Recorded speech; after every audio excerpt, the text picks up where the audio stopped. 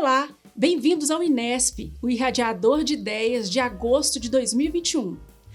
Há 4 meses, o INESP irradia ideias sobre a Lei de Execução Penal e, neste programa especial de agosto, pensa momentos marcantes nas falas dos profissionais entrevistados. E para encerrar a temporada de estudos sobre a Lei de Execução Penal, com chave de ouro, entrevistaremos o juiz de direito da Vara de Execução Penal da Comarca de Belo Horizonte, Luiz Carlos Rezende e Santos, juiz de direito desde 1998 em Minas Gerais. Luiz Carlos Santos também é membro do Conselho de Criminologia de Minas Gerais e do Conselho Nacional de Políticas Criminais e Penitenciárias. Nessa conversa, contamos com a participação do representante do INESP, Juarez Azevedo, que viveu por mais de 25 anos a aplicação da lei na comarca de Nova Lima. Então, vamos ver o que nos disseram nossos entrevistados no programa do mês de abril. Que o Estado nunca se preocupou, na verdade, com a ressocialização. Então, nós somos muito amadores ainda no que diz respeito à ressocialização. Quando a gente entra no sistema prisional brasileiro, por exemplo, você percebe um preso, antigamente o preso ficava costurando bola e ficava fazendo barquinho com palitinho de sorvete, e as pessoas ficavam, que legal fazer barquinho, que legal costurar bola. Isso é terapia, isso não é trabalho. O que a gente tem que fazer com o preso, na verdade, é profissionalizar o preso, como acontece na Espanha. Na Espanha, eles pegam pedaços de fábrica e colocam dentro do sistema prisional. Ou seja, o preso, na época que eu morei na Espanha, em 2005, o preso recebia aproximadamente 700 euros. De dentro do sistema prisional, ele pagava o custo que ele dava ao Estado, que o preso, obviamente, tem que pagar, fazia um prepúlio para ele, uma poupança para ele, e ainda mantinha a família dele fora do sistema prisional. Ou seja, no Brasil, a gente tem que começar a aprender a tratar o sistema prisional de forma profissional. E o preso, obrigatoriamente, ele tem que ter um trabalho. Se ele não tiver um ofício, se ele não se especializar, obviamente, quando ele sai do sistema, ele vai voltar a praticar aquilo que ele fazia antes. O perfil do reincidente aqui na comarca de Nova Lima, né, nesses quase 5 anos que eu tenho de atuação aqui, é o perfil do reincidente no Brasil, né? É o jovem, adulto, entre 18 e 29 anos, negro, de origem humilde financeiramente falando. É o estereótipo do sistema prisional brasileiro, é esse. Então, é um prazer ter vocês dois conosco aqui no estúdio da TV Banqueta, do programa INESP, Dr. Juarez e Dr. Luiz Carlos. Eu gostaria de perguntar, vou começar primeiramente com o Dr. Juarez. Dr. Juarez, o que o senhor pode nos dizer sobre essa fala do secretário, Dr. Rogério Greco, e do defensor público, do senhor Dr. Eduardo Rodrigues, aqui no INESP? Olha, concordo plenamente com ambos. Só um detalhe, nós não precisamos, com todo respeito, irmos à Espanha. Parece que a Espanha tem disso, não é isso? Nós temos aqui, Dr. Luiz Carlos é o maior representante hoje das APACs. Nós já fazemos isso. Aqui nós treinamos o nosso recuperando, ele trabalha, ele sai profissionalizado. Eu vou só dar um exemplo. Um dia eu estava trabalhando no Fórum de Nova Lima e recebo um telefonema. Um senhor disse para mim, falou, doutor Juarez, eu estou achando uma coisa muito estranha. Chegou um rapaz aqui falando que quer trabalhar na minha padaria, né, mas que ele está preso e quem vai dar informação sobre ele é o senhor. Eu não estou entendendo nada. Eu falei, não, mas está certo. Ele está realmente acautelado. Ele foi profissionalizado dentro da APAC, com a ajuda do SEBRAE, com a ajuda de outras entidades mais, e ele hoje é um padeiro. E ele foi para lá, eu dei informação a respeito dele, trabalhou durante muitos anos. Então veja, o que o doutor Greco falou é o que nós já fazemos aqui há bastante tempo. Então, doutor, o que o senhor nos diz sobre a questão do perfil, né, do condenado também aqui, tanto em Belo Horizonte quanto no estado de Minas Gerais? Primeiro, um prazer enorme ter essa oportunidade de estar aqui, não imagino o quanto.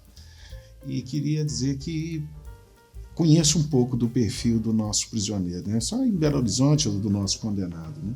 Só em Belo Horizonte são 22 mil pessoas em cumprimento de pena sob minha jurisdição. E a pergunta que sempre faço nas audiências, né, é qual a sua profissão? Não é? Onde o senhor está trabalhando? e nós percebemos que o retrato das pessoas que estão em cumprimento de pena, a grande maioria delas, são pessoas de baixíssima qualificação e que têm, na verdade, oportunidade de trabalho no subemprego. Né? Porém, chego a ter uma ousadia de dizer que não é apenas o trabalho que é o mais importante nesse momento do cumprimento da pena. Né? O cumprimento da pena são de diversos valores. O trabalho é um desses valores. Né? Mas a pessoa precisa também de ter novas oportunidades, não só com relação a isso. Né? Ela tem que ter mudança do ambiente de familiar onde ela reside, dar uma outra perspectiva daquilo que são os verdadeiros valores, que ela possa servir como cidadão útil. Do contrário, ela pode até trabalhar para servir não a ele mesmo, pode ser para servir ao fornecedor de tóxicos, etc. Eu conheço muitas prisões pelo mundo, doutor Juarez, e inclusive algumas me marcaram muito. Eu conheci prisões que são conhecidas como grandes celeiros de trabalho, né, com remuneração às pessoas. E aí fiz questão de conhecer também o local onde as pessoas estavam alojadas. E aí, qual a minha surpresa? É que o local onde aquele prisioneiro estava tinha o mesmo cheiro de drogas, não é? E aí a sensação que eu tenho é que dentro daquele ambiente de trabalho, o recurso estava sendo levado, não era para a família.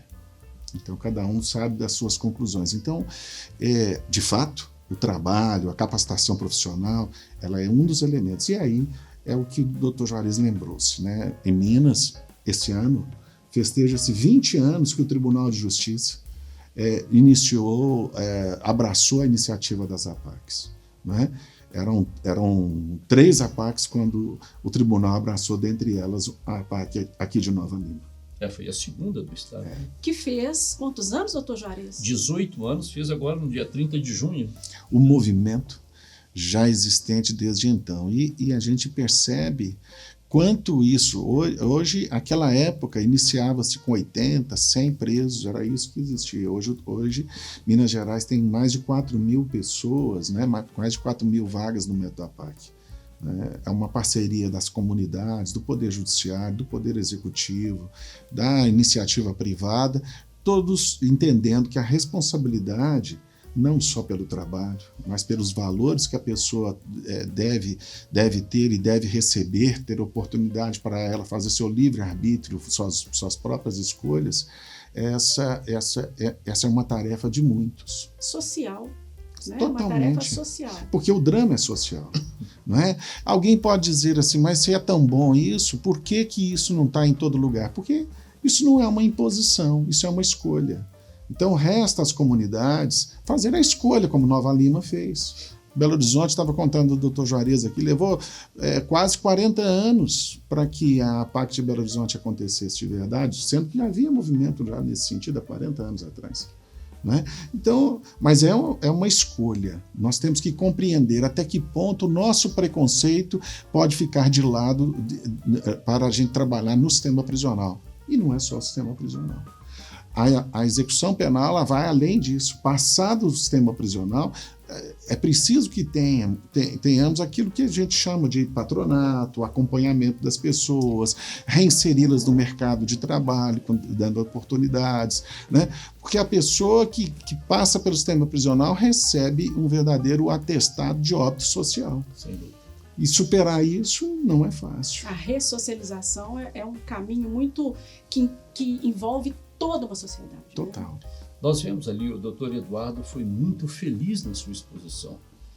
Olha as pessoas que o sistema adota, que o sistema abriga. Nem todo mundo se preocupa com esse tipo de pessoas. Uhum. Né? Nova Lima se preocupou. O doutor Luiz acaba de informar que lá em Belo Horizonte demorou 40 anos. Uhum. Olha que alegria que eu tenho, né? Em apenas um ano da primeira reunião, a inauguração, em um ano apenas nós conseguimos, é lógico, uma APAC menor do que a de Belo Horizonte, que Sim. A de Belo Horizonte é por enquanto, é apenas feminina. Só é isso? feminino. Então, veja que Nova Lima... Desculpe, doutor Luiz Carlos, mas eu tenho que abraçar o meu povo. Né? Nova Lima abraçou essa causa junto comigo, junto com outras pessoas, e nós, em apenas um ano, conseguimos fazer a feminina, ou melhor, primeiro conseguimos fazer a masculina, depois a feminina. Eu assisti a tudo isso, doutor João. Eu sei disso, nós estávamos...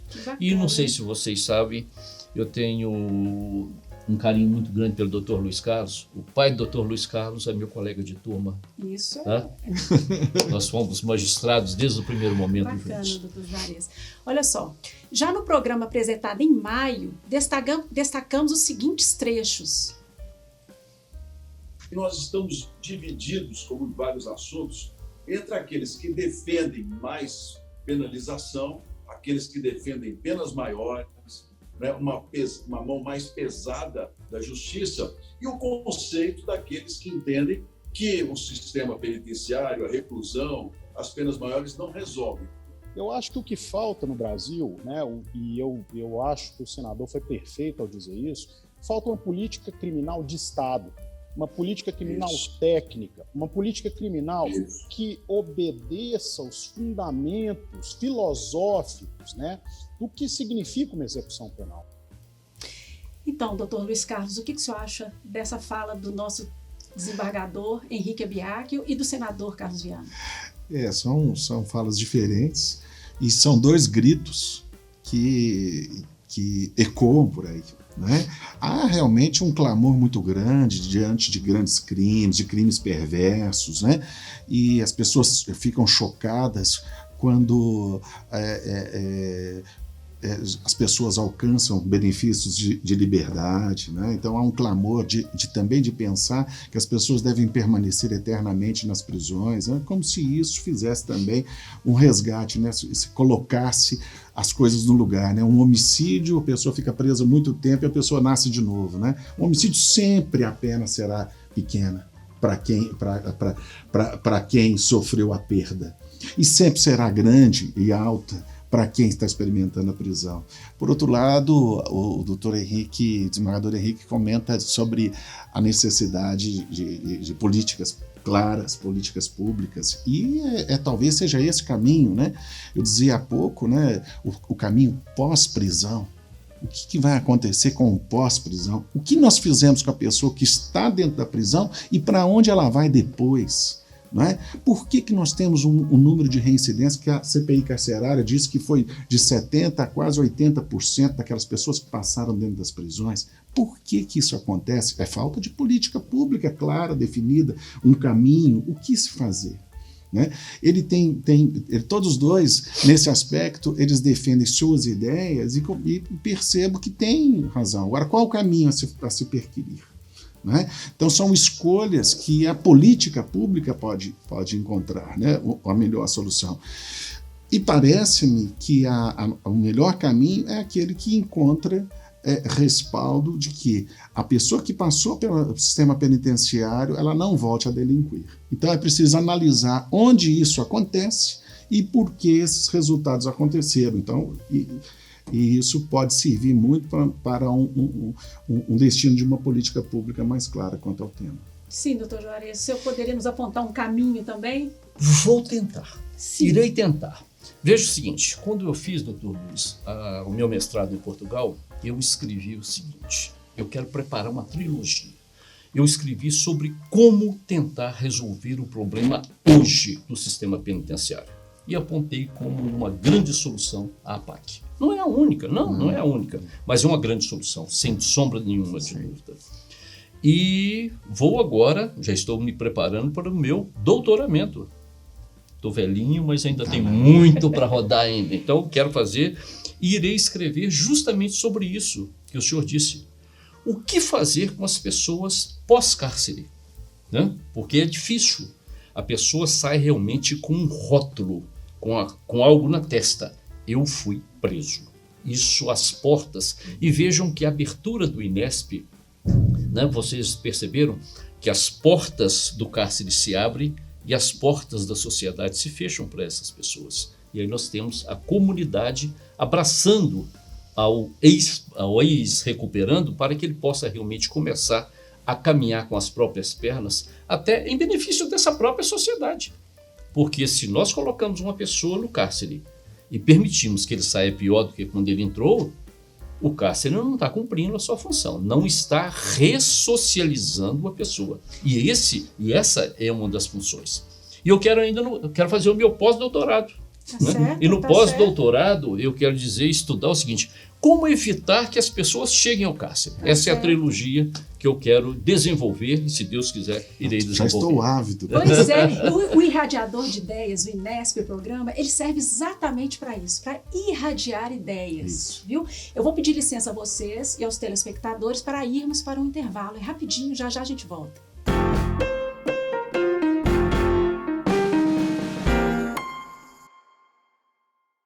Hoje a gente vai falar uma coisa muito séria. Reciclagem é de jogar as coisas de vidro no lixo, as coisas de plástico, os jornais. Eles podem transformar lixo em brinquedo, em carrinho, ou em boneca, ou em boneca de lata. O lugar de lixo é na lixeira. Reciclagem para salvar o planeta. Apoio TV Banqueta. Fundado em 1980, o Hospital Nossa Senhora de Lourdes é filantrópico e sem fins lucrativos e hoje atende a mais de 110 mil habitantes de Nova Lima, Raposos e Rio Acima. O Hospital Nossa Senhora de Lourdes, eu me sinto como se eu estivesse em casa. Só tenho que agradecer, sou muito bem tratada. Aqui eu tenho eles como se fosse a minha família. O Hospital Nossa Senhora de Lourdes é o único da região responsável pelo atendimento aos usuários do SUS, nos casos clínicos e cirúrgicos de média complexidade. Possui pronto atendimento adulto e pediátrico com funcionamento 24 horas, contando com plantonistas da pediatria, clínica médica, cirurgia, ortopedia, obstetrícia e anestesiologia. E ainda conta com serviço de hemodiálise e um centro de tratamento intensivo. Hospital Nossa Senhora de Lourdes, humanidade, carinho e atenção à vida.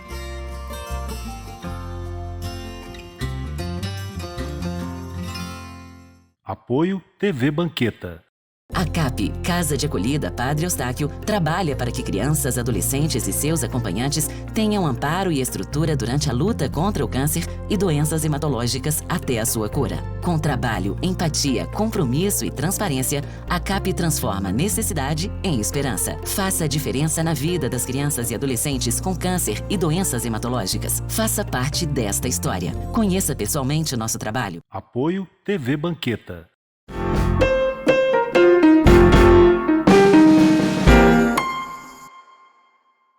Estamos de volta e vamos apresentar o vídeo do mês de junho.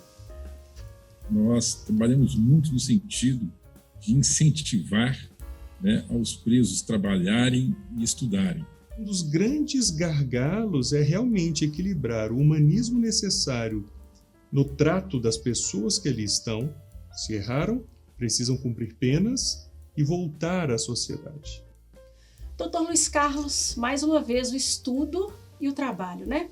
O que a gente pode dizer sobre isso novamente, porém, colocando em... Podemos tratar um caso concreto aqui? Não, podemos, temos muitas coisas. Talvez Juarez até possa trazer, mas eu queria insistir. Estudo e trabalho, ok.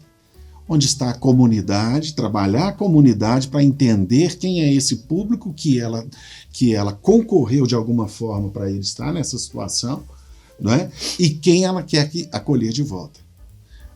A família dessas pessoas, o ambiente onde as pessoas estão, não é? Também merece uma atenção para que elas não voltem, talvez, para o mesmo ambiente nocivo que o leva à criminalidade. Então, é estudo, é trabalho, é comunidade, é família, é algo muito amplo. Não consigo ser tão específico, tão cirúrgico. Eu entendo por quê. Porque talvez não seja só para o preso, é para toda uma sociedade. A educação é para a sociedade inteira, é para todos. E quer saber mais? É preciso também que o aplicador da lei, o operador do direito, no caso o juiz, precisa compreender quem é essa pessoa. o que vai acontecer? É preciso ter sensibilidade a toda essa situação para que essas pessoas não fiquem esquecidas e abandonadas. O doutor Juarez aqui em Nova Lima conhecia um por um. Não era isso, doutor Juarez? Eu estava conversando com o doutor Luiz ali fora e comentei com ele um dia lá em Portugal, né, em que nós estávamos fazendo tipo um estudo comparado, né, e que falaram: doutor Juarez, o senhor vai ficar defendendo o Brasil e nós vamos expor como funciona em Portugal. Em Portugal eles têm um juiz que cuida só da parte do inquérito. É o juiz de garantia. Isso. Esse é o nome que eles estão dando agora, inclusive na reforma do Código de Processo Penal. No Brasil, eu falei: olha, eu faço o juiz de garantia, né? Depois lá eles têm um juiz que faz só a instrução. Ele vai ouvir as testemunhas, vai colher provas, vai fazer tudo. No Brasil, eu falei: eu também faço esse trabalho. Então o senhor já faz 2 trabalhos enquanto Portugal faz 1. Eu falei: sim. Depois tem o juiz que sozinho ele sentencia. Ele não tem contato com ninguém, só tem contato com papel. E esse juiz quem vai dar a sentença para aquele que cometeu o delito. Lá, eu falei: eu também dou a sentença. Aí um virou e falou assim: mas eu tenho certeza que o senhor não executa. Eu falei: também executo. Evidentemente, eu comentei com o doutor Luiz Carlos, em Minas Gerais, por exemplo, um juiz não faz tudo isso. Mas aqui em Nova Lima, né, eu fazia tudo isso. E eu fui criticado. O sistema brasileiro foi criticado. E eu disse para eles, doutora Vanessa, justamente isso que a senhora falou. Eu falei: pois é, mas quando eu sentencio, eu conheço o preso, eu conheço o crime, eu conheço a família, eu conheço a repercussão que aquilo teve na sociedade. Tá? Depois, quando eu vou executar, eu esqueço o crime que esse homem cometeu. Eu vejo ali que nós vamos entrar numa etapa de preparar esse homem para o retorno dele à sociedade melhor do que quando ele entrou. Essa é a função do judiciário, na minha visão, e tenho certeza, conheço o doutor Luiz Carlos há muitos anos, ele comunga desse mesmo pensamento. Sim. Doutora Vanessa, sim, a senhora falou de um exemplo, né? Me fez lembrar aqui essa história que o doutor Juarez contou. Eu fui juiz em Lagoa da Prata por 7 anos. E lá em Lagoa da Prata, certa vez, minha filha foi assaltada à tarde, indo para a escola, para aula. O sujeito deu uma pesada nela, ela bateu no muro, machucou, ela tinha uns 13 anos de idade e levou dela acho que um celular, uma coisa assim. E ele tinha feito isso com outras pessoas e acabou sendo identificado. A polícia descobriu e ele foi preso. Era um jovem de pouco mais de 18 anos de idade, alto, sabe? E ele foi preso, evidentemente não foi julgado por mim, né? Mas foi condenado pelos crimes de roubo. Foi cumprir a pena na PAC de Lagoa da Prata. E eu, já juiz de execução, já não via nenhum impedimento nesse momento, fui lá. E fiz o que sempre fiz dentro da ANPAC. Fui acolher lá dentro da unidade a pessoa em privação de liberdade. E chamei ele pelo nome. E falei: entra na sala aqui que nós dois vamos conversar. Ele entrou e disse para mim assim: doutor, eu queria pedir desculpa. O senhor falou: não, mas não estou falando disso não. Aquilo que o doutor Juarez falou, né, que acaba, né? O que eu preciso de você? A primeira coisa que eu gostaria é que você cuidasse dos seus dentes. Que você perdeu os 2 dentes aqui. Quero saber se eu posso conversar com a dentista e saber se a sua família vai estar aqui para me ajudar nisso. Alguns anos depois, eu estive em Lagoa da Prata numa manhã e quando, para minha surpresa, alguém bate a mão nos meus ombros, né? Era esse rapaz. E ele estava com a esposa e com uma filhinha pequenininha e falando comigo, me cuidando, me dizendo onde estava trabalhando. E não falou do crime, evidentemente. Com os dentes. Com um sorriso bonito. Com um sorriso bonito. Né? Então, são situações que a gente pode lembrar com carinho. Veja que é uma situação dolorosa para mim. Não é? Imagine eu, juiz, uma comarca pequena e tal. Tive todo esse sofrimento dentro de casa. Imagine a pressão da minha esposa, da própria menina. Né? Consegui respirar, consegui assistir o julgamento e depois, na hora da execução penal, fiquei pensando, por que esse moço fez isso, né? Não precisava de ter feito isso. Eu tenho certeza que ele... O senhor se colocou no lugar da sociedade. Sim, no lugar, talvez... E se sentiu responsável, inclusive, por aquela situação dele e ajudou de certa forma, ele voltar, ele se ressocializar. Pelo menos ele não sentiu ódio da minha parte, eu não queria isso. Né? Deixa eu encerrar essa parte contando uma historinha também. Eu falei muito aqui em Portugal, né? Sim. Eu estava na comarca do Dr. Luiz, na inauguração da APAC, quando eu recebi a informação, a ligação de Brasília, que eu havia sido escolhido para fazer o mestrado em Portugal. Olha só, bacana, hein? Vou pedir licença a vocês novamente e nós vamos para mais um breve intervalo e voltaremos já já.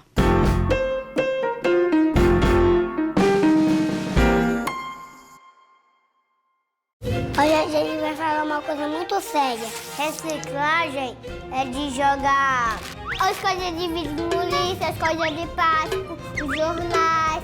Eles podem transformar lixo em brinquedo, em carrinho, ou em boneca, ou em boneca de lata, ou lugar de lixo na lixeira. Reciclagem para salvar o planeta. Apoio TV Banqueta. Fundado em 1980, o Hospital Nossa Senhora de Lourdes é filantrópico e sem fins lucrativos e hoje atende a mais de 110 mil habitantes de Nova Lima, Raposos e Rio Acima. O Hospital Nossa Senhora de Lourdes, eu me sinto como se eu estivesse em casa. Só tenho que agradecer, sou muito bem tratada. Aqui eu tenho eles como se fosse a minha família. O Hospital Nossa Senhora de Lourdes é o único da região responsável pelo atendimento aos usuários do SUS, nos casos clínicos e cirúrgicos de média complexidade.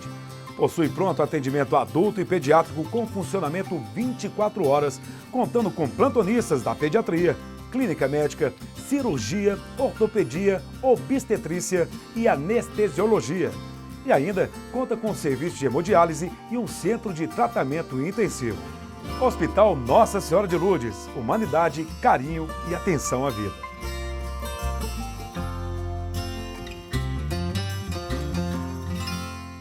Apoio TV Banqueta. A CAP, Casa de Acolhida Padre Eustáquio, trabalha para que crianças, adolescentes e seus acompanhantes tenham amparo e estrutura durante a luta contra o câncer e doenças hematológicas até a sua cura. Com trabalho, empatia, compromisso e transparência, a CAP transforma necessidade em esperança. Faça a diferença na vida das crianças e adolescentes com câncer e doenças hematológicas. Faça parte desta história. Conheça pessoalmente o nosso trabalho. Apoio TV Banqueta.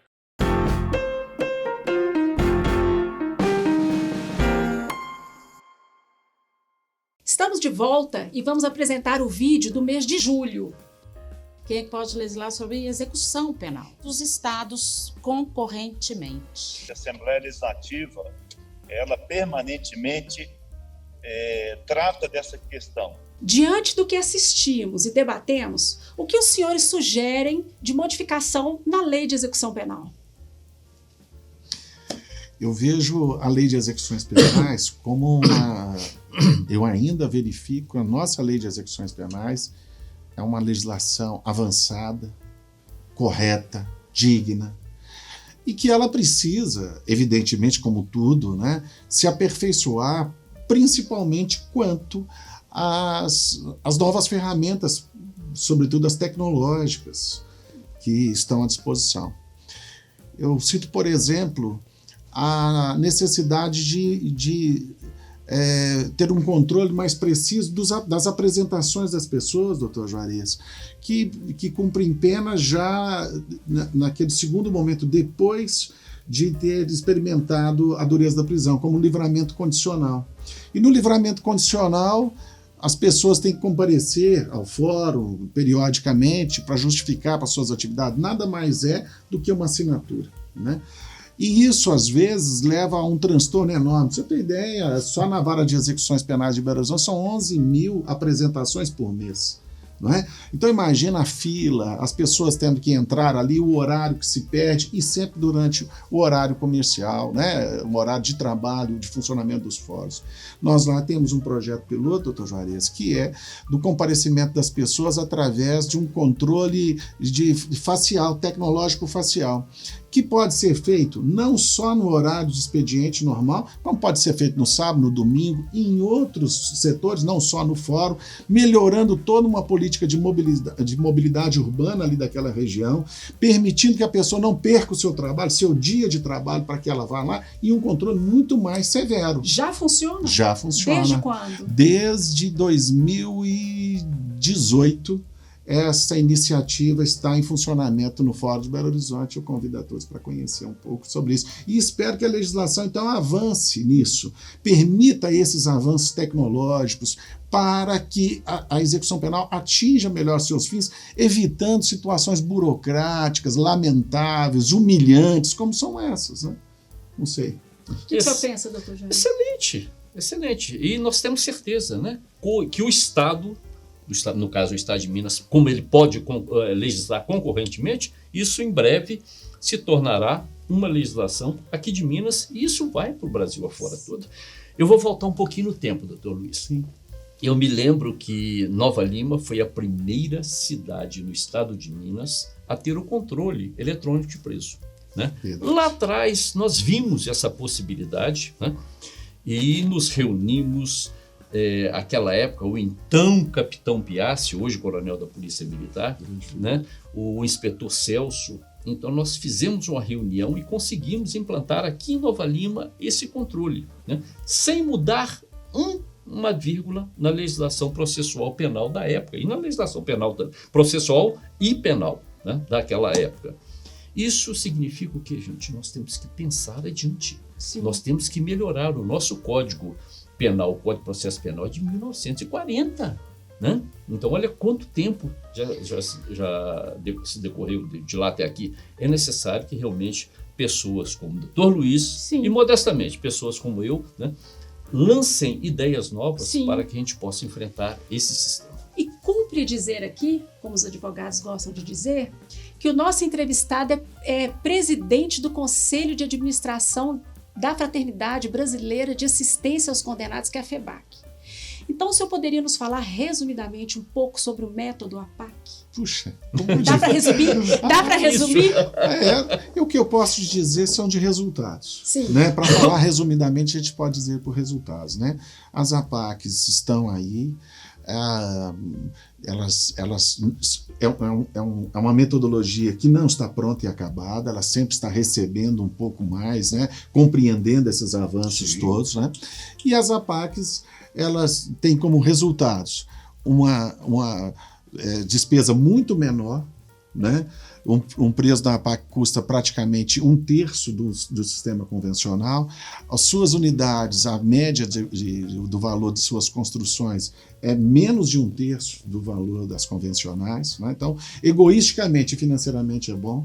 E em matéria de reincidência, eu estou com um estudo de reincidência que eu quero depois trazer para a senhora, doutora Vanessa, e para o doutor Juarez, para levar ao INESP, porque é muito importante. O estudo terminei agora, dos anos de 2014 e 2015, eu esperei um lapso de 5 anos, né? E os números são animadores, né? Com a reincidência inferior a 15%, verificando todas as APACs em funcionamento em nosso estado. Então, isso por si só mostra a pujança desse movimento das APACs, que a gente espera é que seja acolhido pelas comunidades. Lembrando que a APAC é para presos já em cumprimento de pena, não sendo possível sua aplicação, evidentemente, para presos provisórios.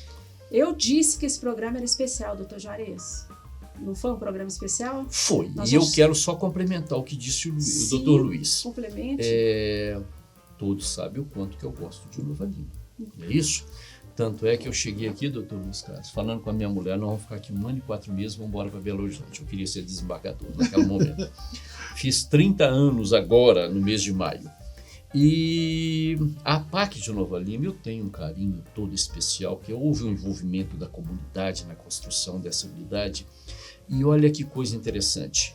A CPI carcerária da Câmara Federal esteve aqui em 1978, qualquer coisa assim. Já tem bastante tempo.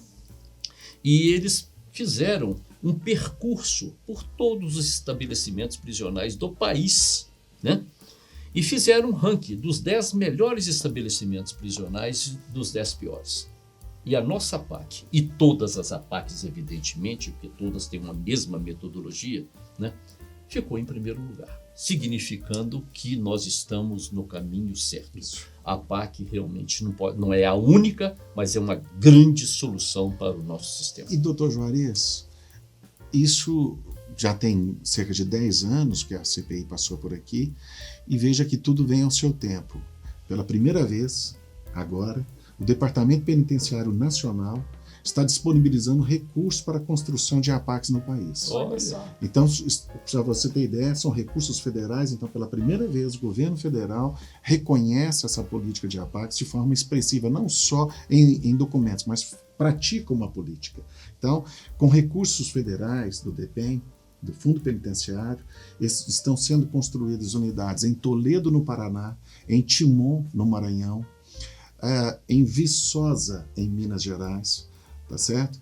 E eu já me esqueci, tem mais 2 unidades em outros estados da federação. Enfim, eu fico muito orgulhoso de que este caminho tem chegado a este nível e passou muito pela experiência que Nova Lima desenvolveu. Sim, e é a hora da gente fomentar a PAC feminina aqui, que já houve por um desacerto, precisou ser fechada, e agora, se puder voltar, né, doutor Juarez? Eu acho que a gente está no caminho. Já cutuquei o doutor Luiz. Então, quem sabe, compartilha. Hoje em dia é lógico. cutucar e compartilhar. Mas, se a senhora me permite, eu tenho certeza que o que eu vou falar aqui agora, o doutor Luiz vai concordar comigo. O sistema, a PAC, começou no interior de São Paulo. Certo. Mas ele ganhou corpo, ele foi abraçado por Minas Gerais. Sim. E eu tenho que ressaltar 2 pessoas. Foram muitas. Envolvidas, né? Mas o desembargador Gudsteu Biber Sampaio, que quando presidente do Tribunal de Justiça, no dia da sua posse, doutor Luiz, ele foi até uma surpresa para o desembargador Joaquim, que é o segundo que eu quero homenagear. Ele falou: Joaquim, né, você é que vai cuidar dessa parte. Foi uma surpresa imensa.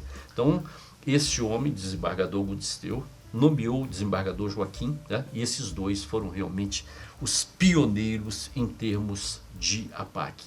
É lógico, não podemos esquecer também, jamais, doutor Paulo Carvalho, nosso companheiro lá de Itaúna, que trabalhou muito. E tem outras pessoas mais, desembargadora Jane. Lima, inclusive, né, que foram envolvidíssimas, né, que é o Ministério Público, né, claro. Teve a participação da Prefeitura na época, teve muita... Né, empresários aqui, a doutor Roberto sociedade Carvalho, envolvida, né? Padre João, doutora Elva Canteiro. E aí, se nós formos começar a falar, nós vamos ficar aqui o dia inteiro. Nós temos que ter um programa específico para a PAC daqui. Sim, doutor Luiz Carlos hoje é o timoneiro das APACs então, aqui. Então pronto, você está convocado. Na verdade, você está convocado. Obrigado. Doutores, é um prazer muito grande recebê-lo, e um prazer receber o doutor Juarez, que ele foi elevado a produtor deste programa. Né? De tanto que ele me ajuda realmente, ajuda a comunicação social a trazer para o programa pontos interessantes que poucas pessoas conhecem. São assuntos pitorescos da cidade de Nova Lima que podem ser irradiados para outros estados, né? E para o país inteiro. Então, Inesp, o Irradiador de Ideias, vai ao ar a partir desta edição especial, sempre às quintas-feiras, às 20 horas. Não percam e participem pelo WhatsApp e Instagram. Até o próximo programa.